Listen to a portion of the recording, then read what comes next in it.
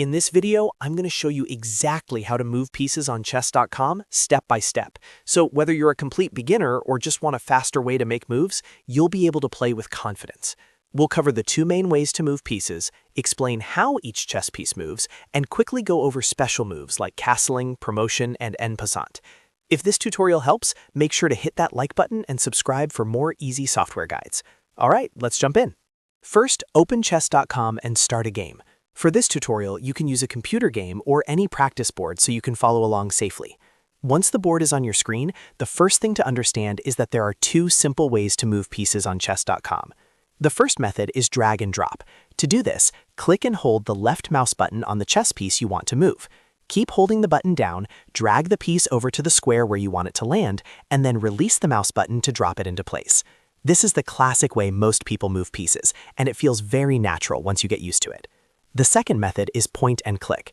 This is often the easier and safer option, especially if you want to avoid making a mistake. To use it, click the piece you want to move. Once you do that, the piece will usually highlight to show that it's selected. Then simply click the square you want that piece to move to. Chess.com will complete the move for you. Many players prefer this method because it helps prevent what people call mouse slips, which is when you accidentally drop a piece on the wrong square.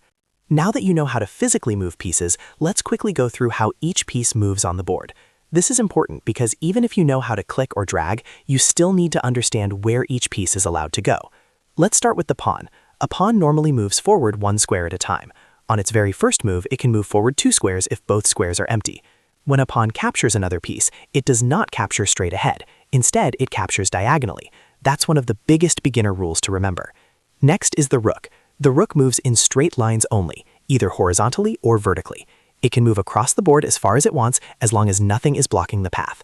The knight is a little different. It moves in an L shape, which means two squares in one direction and then one square perpendicular to that. The knight is also the only piece that can jump over other pieces, which makes it unique and very useful in crowded positions. The bishop moves diagonally across the board. One easy way to remember it is that a bishop stays on the same color square for the whole game, unless something unusual happens to its movement path being blocked. The queen is the most powerful piece in chess because it can move in any direction. It can go like a rook or like a bishop, meaning straight or diagonal. That gives it a huge range of movement.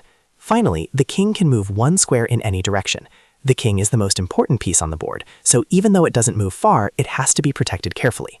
Now let's talk about some special moves you may see on chess.com. First is castling. Castling involves the king and the rook. On chess.com, you usually click the king and drag it two squares toward the rook, and the rook moves automatically as part of the move.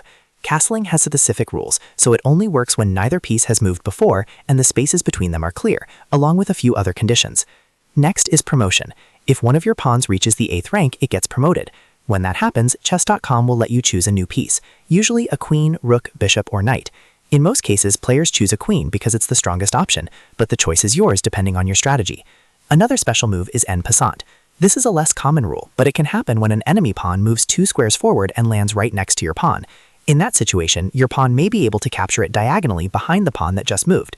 It's a special rule with a very specific timing window, so don't worry if it takes a little practice to understand.